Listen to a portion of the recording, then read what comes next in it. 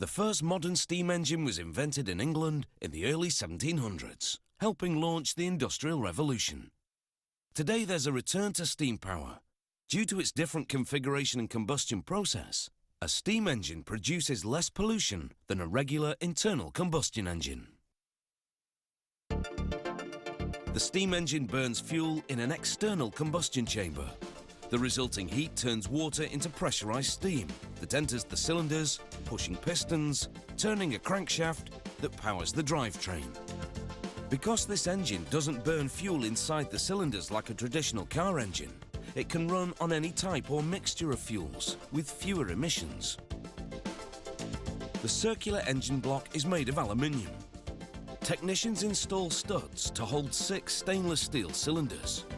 Due to the constant exposure to steam, all engine parts are made of rust-proof materials. The technicians insert a piston into each cylinder. The piston is aluminium, with a heat-resistant carbon cap and a glider to isolate it from the cylinder wall. They connect the piston rods to the crankshaft in the centre with a specially designed component called a spider bearing. This bearing is designed to modify the piston stroke, producing a smoother rotation of the crankshaft and more power to the engine. Unlike a traditional car engine, with cylinders arranged in line, these cylinders are in a radial configuration and therefore equidistant from the centre. This prevents the engine from warping under high temperatures. They place a counterbalance over the spider bearing to further smooth the motion of the crankshaft.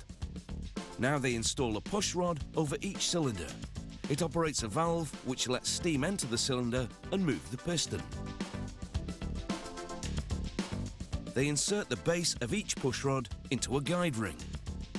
Then attach the cylinder heads, each of which houses a steam entry valve.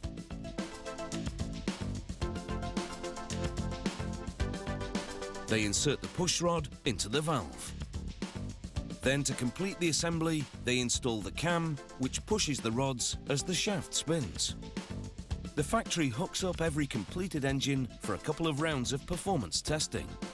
First, a trial run using air pressure to check for leaks and to verify that all the components operate correctly. If everything's fine, then they repeat the process with steam pressure. This type of steam engine can power many types of machines, from cars, trucks and boats to electric generators, as we see here.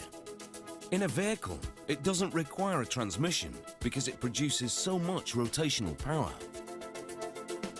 Now for the heat exchanger, the component which turns water into engine powering steam.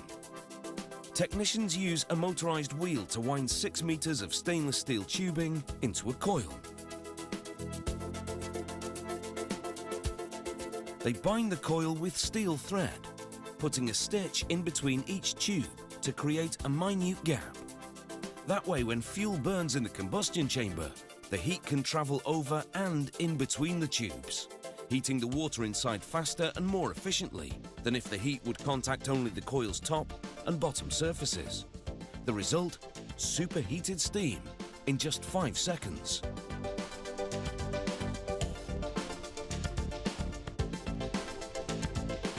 They stack 6 of these coils, one to feed steam to each cylinder. This nest of tubes forms the engine's primary heat exchanger.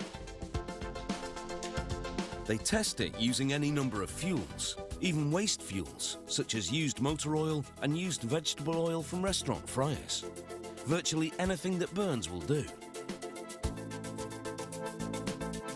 The fuel combusts at low pressure, not at high pressure, as in a petrol or diesel engine. That means burning fossil fuels to make steam produces far fewer greenhouse gases, and most hydrocarbons burn off completely within the sealed combustion chamber. You never have to refill or top up the water because a condenser cools the steam back into water, which then recirculates. Water also acts as the engine lubricant, so the steam engine doesn't require motor oil. Besides fuel combustion, this modern steam engine can run on other heat sources, such as solar heat and exhaust heat from furnaces or engines, which is cool, or not, as the case may be.